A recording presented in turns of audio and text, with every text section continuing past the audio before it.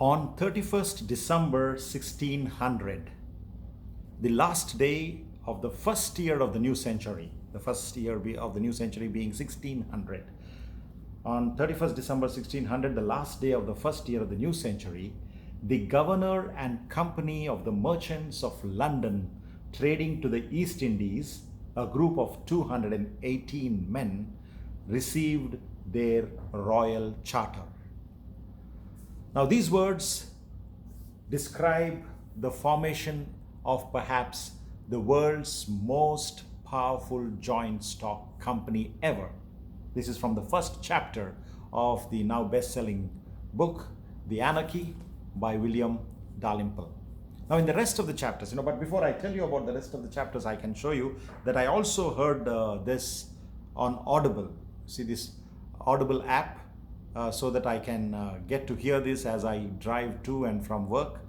And I was able to come back and read also and underline the papers and see the pictures that are there, which of course you can't see while you're driving. So it's a fantastic book, and I thought that you might like a review, and which is why I'm speaking about it now. So these words that I just read about the formation of the joint stock company on 31st December in 1600, in the rest of the chapters, we get to see how this small private trading company, where the shareholders were 218 people, chartered by Queen Elizabeth I, grows into Frankensteinian proportions and becomes a greedy colossus, unwieldy yet necessary for the then growing British Empire.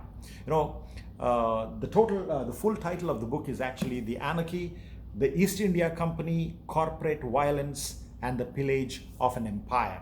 The author, one of the world's leading contemporary historians, admits in the introduction of this book itself that it is not really a complete history of the East India Company.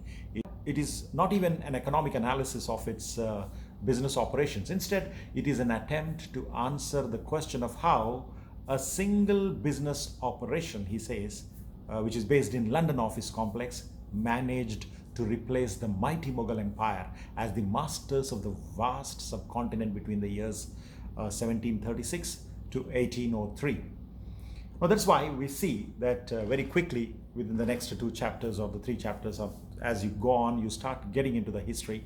I can quickly recite some of the key events because there's not really spoilers, because it's not really a book of history or mystery or anything like. It's a book of history and not a book of mystery. So I will not be revealing any spoilers by saying this, but we will see the beautiful narrative and the action of what actually happened in the Battle of Plassey in 1757, when Robert Clive defeats Nawab Siraj-ud-Dowlah and takes over much of Bengal, changing East India Company from a trading company into a military power.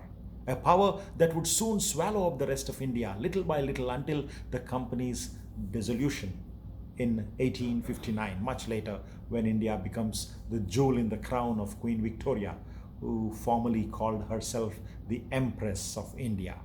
Now, this book focuses on the strategies of this company over the period of the book, which is 60 years, with approximately 60 years, with and against the various rulers in the Indian subcontinent, as it develops an army twice the size of Britain's army itself.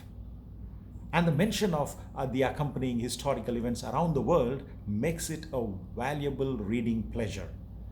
Among the many things I got to know vividly through this book are how in 1739 Persia's Nadir Shah moved from Isfahan to Kandahar, from there to Delhi, wreaking havoc as his soldiers killed thousands before plundering the Mughal capital Delhi.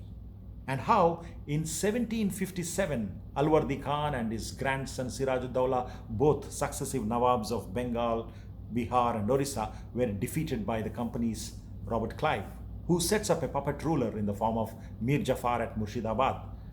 And I got to know how in 1788 the impeachment of East India Company's Warren Hastings was conducted at Westminster Hall in London, where from Queen Charlotte to socialite Sarah Siddons, from playwright Sheridan to historian Edward Gibbon, hundreds of people heard the great orator Edmund Burke accuse Hastings, Warren Hastings, of the rape of India.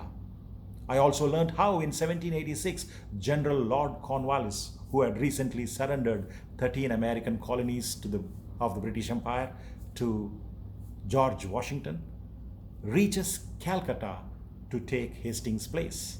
And how in 1790s, the Scindias, the Holkars, the Peshwas, and the Fadnavises all controlled power over the Mughals by varying alliances. And how in 1799 Tippu Sultan gets defeated at Seringapatam by the joint forces of the East India Company and the Nizam of Hyderabad, then commanded by one Arthur Wellesley. Arthur Wellesley, who interestingly later defeats Napoleon at Waterloo and becomes the first Duke of Wellington.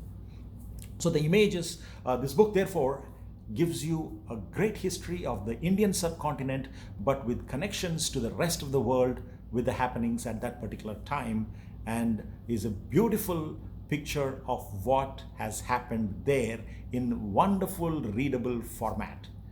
The images of paintings and portraits in the book add a very distinct credibility to the glory of the kingdoms of that time.